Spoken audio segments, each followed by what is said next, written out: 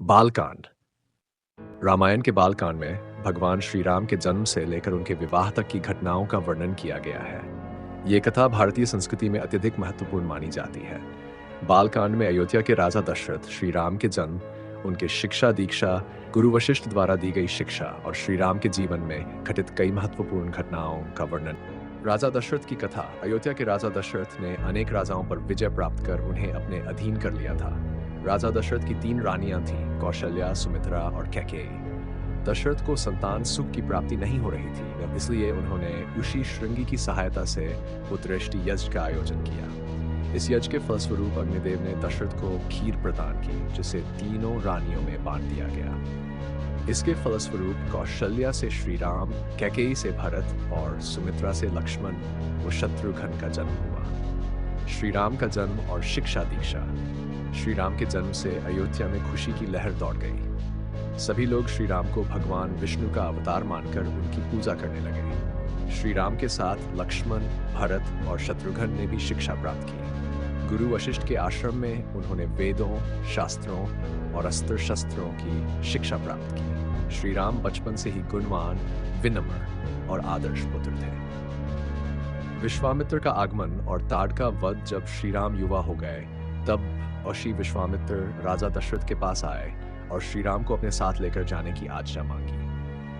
दशरथ पहले तो चिंतित हुए, परंतु विश्वामित्र के आग्रह पर उन्होंने श्री राम और लक्ष्मण को उनके साथ जाने की अनुमति दे दी। रास्ते में उन्होंने ताड़का नामक राक्षसी का वध किया, जो ऋषियों के यज्ञ में बाधा डालती थी। इसके बाद श्री राम और लक्ष्मण ने ऋषि विश्वामित्र के अन्य यज्ञियों की रक्षा की और अनेक असुरों का संहार किया।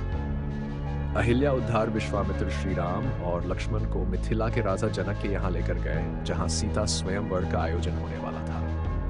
मार्ग में श्री राम ने गौतम ऋषि की पत्नी अहिल्या का उद्धार किया, जिन्हें श्रापवश पत्थर की शिला बनना पड़ा था। श्री राम के स्पर्श से अहिल्या पुनः अपने रूप में लौट आई और ऋषि गौतम से मिल गई। सीता स्वयंवर मिथिला पहुंचने पर श्री राम ने राजा जनक की पुत्री सीता को देखा और उन्हें अपने जीवन संगिनी के रूप में स्वीकार कर लिया। सीता स्वयंवर में राजा जनक ने यह घोषणा की थी कि जो भी शिव के धनुष को तोड़ेगा, वही सीता का पति बनेगा। अनेक राजाओं ने इस चुनौती को स्वीकार करने का प्रयास किया, परंतु वे असफल रहे। अंततः श्री राम ने शिव के धनुष को तोड़कर सीता का वरण किया। इस घटना से सभी लोग अत्यंत प्रसन्न हुए। इसके बाद श्री राम और सीता का विवाह संपन्न हुआ और उनके भाइयों का विवाह भी जनक के परिवार की कन्याओं से हुआ। अयोध्या वापसी। विवाह के बाद श्री राम और उनके भाइयों के साथ सभी लोग अयोध्या लौट आए। अयोध्या में सभी ने उनका भव्य स्वागत किया। राजा दशरथ भी अपने पुत्रों के विवाह से अत्यंत प्रसन्न थे। इस प्रकार बालकांड में श्री राम के जन्म, उनके आदर्श जीवन, शिक्षा, ताड़ का वध, अहिल्या उद्धार और सीता विवाह की कथा संक्षेप में वर्णित है। बालकांड में यह दर्शाया गया है कि भगवान श्री राम का जीवन सदाचार, धर्म और मर्यादा का प्रतीक है। उनके चरित्र और गुणों से समाज को आदर्श जीवन जीने की प्रेरणा मिलती है।